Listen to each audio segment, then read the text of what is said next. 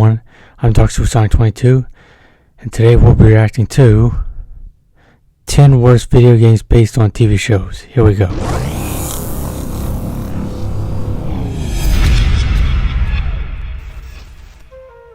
You know what, this list would have been so much harder if it was the 10 best video games based on TV shows, which actually gives you an indication of the swamp we're about to wade through today. That being said, I'm never one to pass up on a snack of some low-hanging fruit, so let's talk about them. The red-headed stepchild of gaming, TV show video games, aka the medium which is usually the cheapest, most half-assed cash grab a studio can take. True. The thing is, these feel so different to movie tie-ins, as instead of working with a narrative built on 3 acts and set action pieces that could transfer well to the world of gaming, TV shows do away with all of that. You've got multiple stories, next to no cohesion, and series arcs that take ages to build. It's why so many TV tie-in video games seem totally at odds with their source material, and as a result act like a leech on Richard Nixon and basically suck dick. With this in mind, I'm Jules for WhatCulture.com, and these are 10 awful video games based on TV shows. Number 10. Home Improvement Power Tool Pursuit.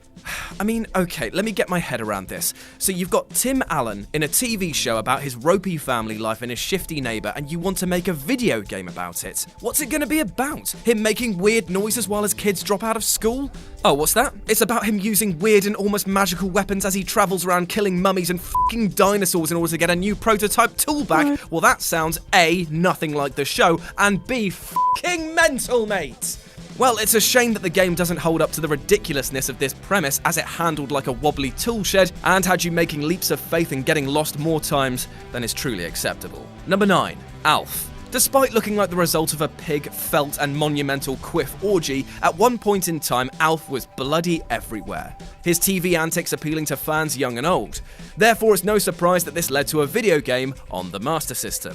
The game was pitched as an adventure title, with players guiding Alf around a house looking for spaceship parts. The one thing that people forgot to mention was that bats! Bats everywhere! Bats trying to eat your soul! Ah! Bats in my beard! I know I probably just made it sound like this was slightly, very possibly exciting.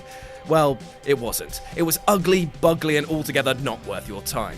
Needless to say, this was the one and only time that Alf ever graced our systems. Number 8. Neighbours. Released in 1991 when the light and fluffy soap opera was reaching the peak of its popularity, this game was a complete oddity. The show itself was never big on bangs and danger, so the game was never going to have old Helen Daniels grabbing an AK-47 and taking down Soviet soldiers outside of Lassiter's.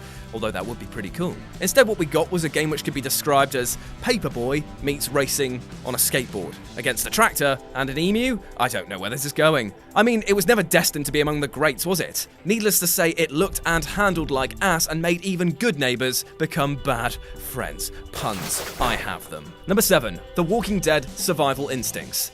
After the roaring success of Telltale's The Walking Dead, there was actually a great deal of hype when developers Terminal Reality announced that they would be bringing another slice of brain matter pie to the table in the form of Survival Instincts. The prequel was going to focus on Daryl Dixon and his bro in the early part of the outbreak, collecting food and being rednecks all up and down the state.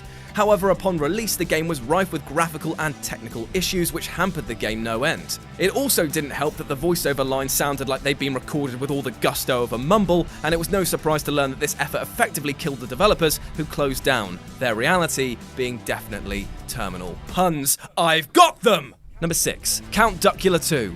Count Duckula is not the first person I'd assume would be getting his own video game, let alone a sequel. Something that clearly took the devs by surprise too, as their efforts on this were a rushed bodge job with more issues than a girl who wears chokers. The setting of Count Duckula trying to escape from Planet Cute and getting back to Transylvania was as weird as it sounds, and quickly became a repetitive slog through eye-abusing worlds. Even Peter Austin, self-proclaimed lover of ducks, seriously, he's got a bit of a mallard on for them, even he would say that it's a bit quack, or that it was ducking terrible, or some other terrible puns. We've got them. It also contained one of the most abysmal soundtracks of its time and rightly holds the title of worst Spectrum game of all time. Number 5. The Sopranos: Road to Respect. Back in the mid-noughties, it seemed to be okay for developers to release games based on serious, character-driven shows, and Road to Respect is arguably one of the worst. I say one of because there might be another such game coming up very soon, hint hint. Road to Respect is set confusingly between seasons 5 and 6 of the show, and centers on Joey, the son of a former mob boss. Now, the idea of having all of the main cast reprise their roles for the game is pretty cool, but the gameplay around this was about as diverse as the What Culture offices, in that it was very samey and, while not looking terrible, was full of disappointments. Number 4. Prison Break: The Conspiracy. When even British news rag The Telegraph calls your game an abject failure on all levels, then you know you're in for a treat when you load up Prison Break: The Conspiracy. The game begins with a farce, as the box cover is a downright lie. At no point do you get to play as the main character from the show. Instead, you control a new character who is sent there by the company to act out some shady events, which he does so by talking into a very small recorder, very loudly, and in a very expositional tone. The combat feels like sleepy marshmallows having a hug, and it's also boring that the only conspiracy here is the forces conspiring against your wallet if you ever bought this dropped soap. Number 3. The Simpsons Skateboarding. Now, there are loads of naff Simpsons games to choose from for this entry, but I thought I'd pick this one mainly due to just how poorly the franchise tried to ape Tony Hawk's. Everything feels wrong about this game, from the premise being that the grand prize is $100 to the controls seeming to only work half the f***ing time. I've never been able to master this title, and despite the game boasting over 40 tricks per characters, the best I've been able to do is muster up a 180 ollie, aka baseline scrub tricks. It's a title which makes me so angry and feels so shameless a cash grab that even Tony Hawk's Ride looks better by comparison. Yes, that's right, I said it. Number 2. Little Britain the video game. This game is just awful. I actually own a copy of this that I bought with my own money. Now, true, I got it for £1 off of Amazon, and it was only so I could make a jokey video about it, but still, I feel ripped off and completely ashamed to exist in the same world as this monstrosity. It's a collection of mini-games, although maybe that statement is wrong, as the word games implies fun, and you'll not be having any of that with this title. You won't be having any fun as you're hammering buttons in the piss-poor driving game, you won't be having fun rollerblading around a course that has worse hit detection than a blind boxer, and you certainly won't be having fun throwing up on people at the county fair. It is an utter monument of shite. And number 1, Superman 64. Oh, yeah. Now, before you throw up your clammy hands and decry me a pedant, this game is based on the animated TV show of Superman, so technically can be included on this list. Titus Software were the developers behind this shopping trolley of detritus, which saw Supes fly through rings, engage in terrible fight sequences, and struggle against appalling controls, a terrible camera, and a time limit about as long as a lovemaking session with yours truly. The worst thing about this game is that despite its terrible reception by fans and critics, it actually shifted so many units that it ended up being one of the best-selling N64 games in its year of release. Just think about how many people this game ended up disappointing. For shame. And that's our list. Got any other terrible games based on TV shows that we've missed? Of course, there are loads, so let me know about them in the comments section below. And why not swing by whatculture.com for more news and articles like this every goddamn day. As always, I've been Jules, you've been awesome, and I'll speak to you soon.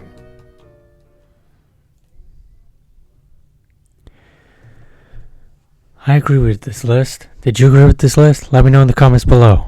I'm your host, DarkSupersonic22, and I'll see you guys next time.